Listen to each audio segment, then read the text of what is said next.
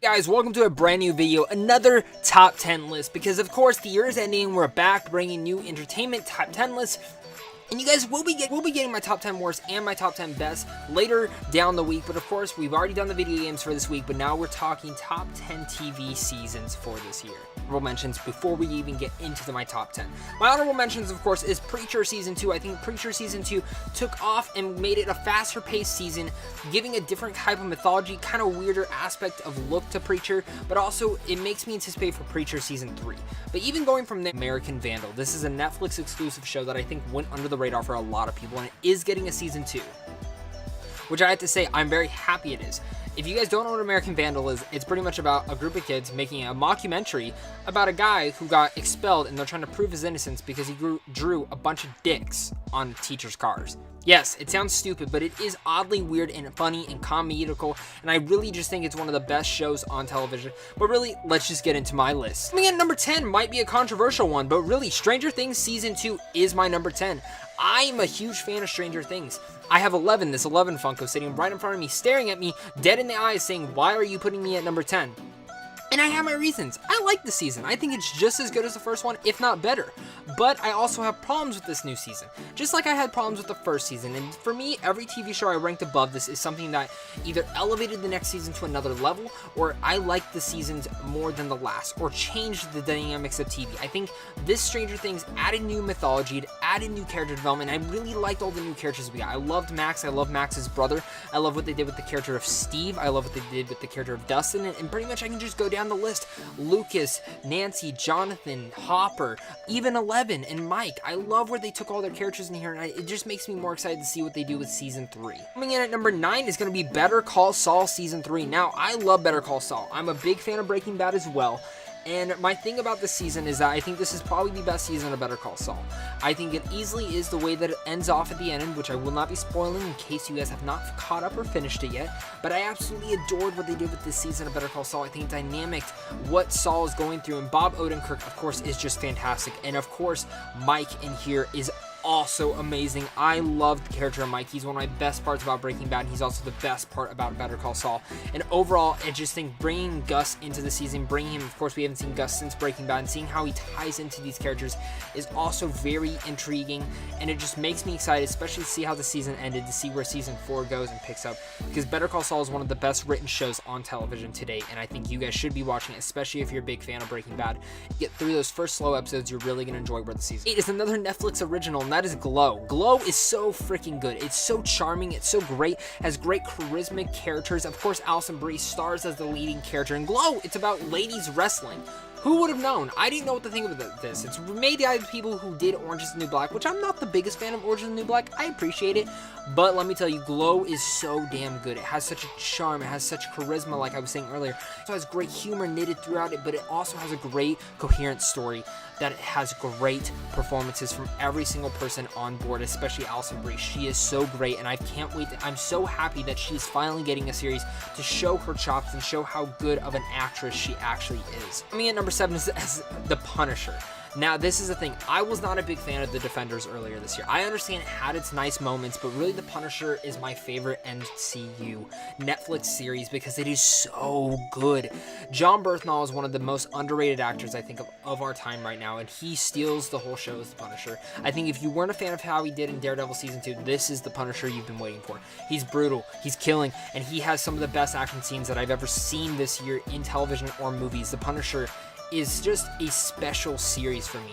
The story is great. I felt like there was no filler in this season. There is a weird subplot, but I got the reason for having this subplot, and overall, I think The Punisher is something that if you've been holding off on watching this show, I don't know why you have been. You need to check out The Punisher now. Coming at number 6 is going to be Game of Thrones Season 7. Die-hard Game of Thrones fan. It's probably my favorite show. It's the show I love to theorize about.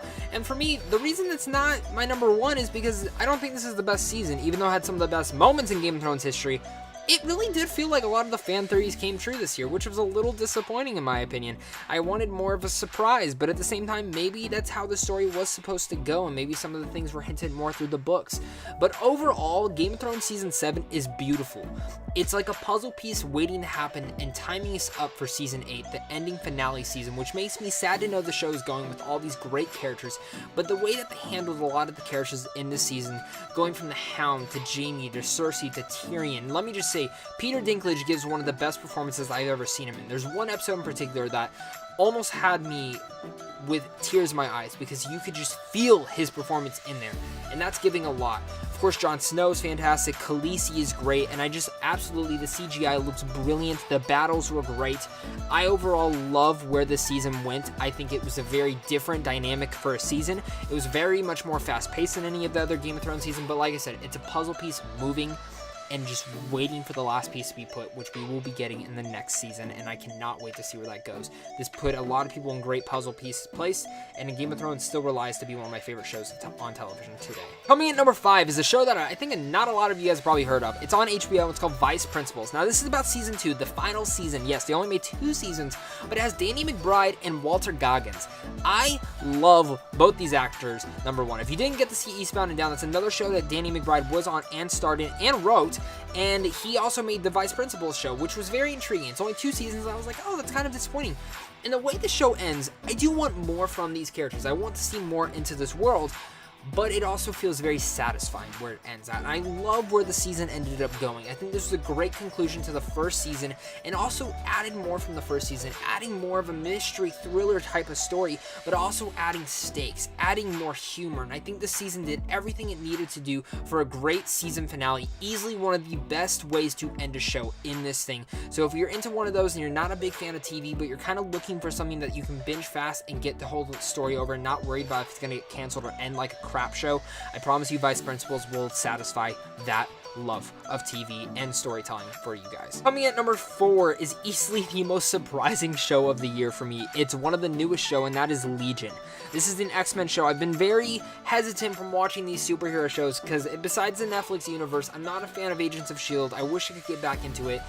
And also, I'm not the biggest fan of The Gifted, or I'm trying to get into The Runaways as well, but Legion, damn, it's amazing.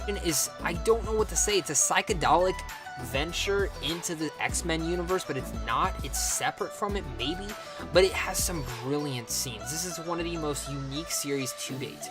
The first 2 episodes are a little weird and off-putting that I didn't know what to think, but when it kicks into high gear, it is fantastic. Dan Stevens is the main star in here, and Dan Stevens, I mean, if you're not on the Dan Stevens train yet, this film will get you on there. And Aubrey Plaza shows up, and let me tell you, Aubrey Plaza is amazing. She is so good, and I love that she took her dynamic to a different role. She had this horror monster type of character to her, and this film has a lot of scary imagery to it, but overall, Legion is overall a complete package, is such a unique story, such a great storytelling, such a weird show, but also one of the best of the year. Coming at number 3, of course, is going to be Rick and Morty Season 3.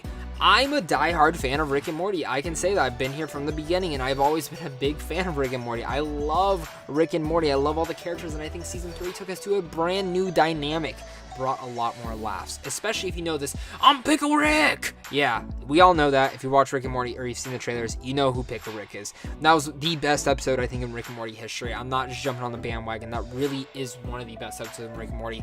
And it kind of sucked that that was one of the first episodes because it really, the rest of the season couldn't compare to that. But still, Rick and Morty Season 3 was funny, it was odd, it had a good storytelling to it, and it really juggled some heavy elements to it of a divorce element of parents, and that was very unique for a show to even tackle, especially a cartoon show with adult humor into it.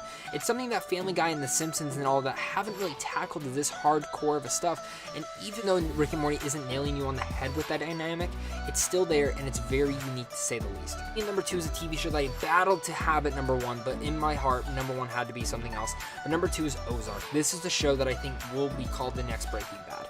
It's not Breaking Bad, but it will be called the next Breaking Bad. It's an amazing crime drama starring Jason Bateman as not the funny man. Jason Bateman is brilliant in this show, to say the least. He is so damn good, and I loved what Jason Bateman did in here. I think Jason Bateman is some fantastic performance in here.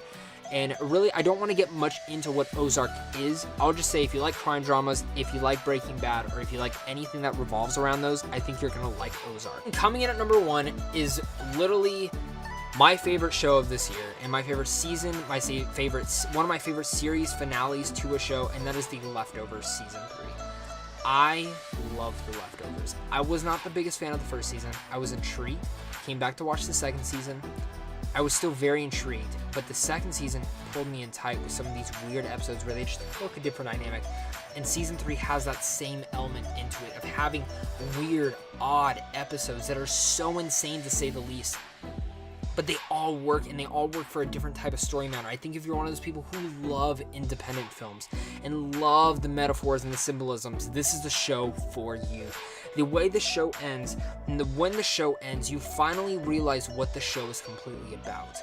And that is what's so unique about The Leftovers Season 3, is that you kind of, each season carried a different dynamic, and you can say, I don't know where they're going with the show, I don't know where they're going, but the way Season 3 ends, like I said, it really makes you know, this is what the show's about, this is what it is, don't be disappointed. But once you finally know what the show's about, you're going to fall in love with it. And I can tell you I for sure did. The season finale really made me fall in love with the show. Even though all my questions weren't answered, I didn't need them to be. I felt very satisfied with The Leftovers, and overall I think this is literally one of the best television series and one of the best seasons of television ever made. It's brilliantly made, and I think it's just fantastic, to say the least. Please go check out The Leftovers if you haven't. It's a hard show to get through, but I promise you, if you're into independent film with a lot of symbolism, metaphors, and just overall a very different type of storytelling, I think this is the show for you. Guys, that's it. That's my favorite television shows of 2017. What did you guys think? Did you like it? Did you hate it? Comment down below and tell me what your guys' favorite shows. I'm sure I missed some. I know The Flash, Walking Dead weren't on there, and even some more that I can even go on to think of. Maybe some of you guys might put the NFL season in here, but that's what we're here. Please comment down below and tell me what your guys' favorite television moments were, television shows. That's why we're here, to disagree and agree with my list. I hope you guys pick out some television shows that you guys didn't get to check out and maybe binge over the holiday weekend, or maybe even this winter break if you're off from school and work. But guys, of course, you guys all stay classy and have a great rest of your day. And also, guys, of course, make sure to check out Sandwich John Films. Make sure to go check out some giveaways and advanced screens we all give out on the website.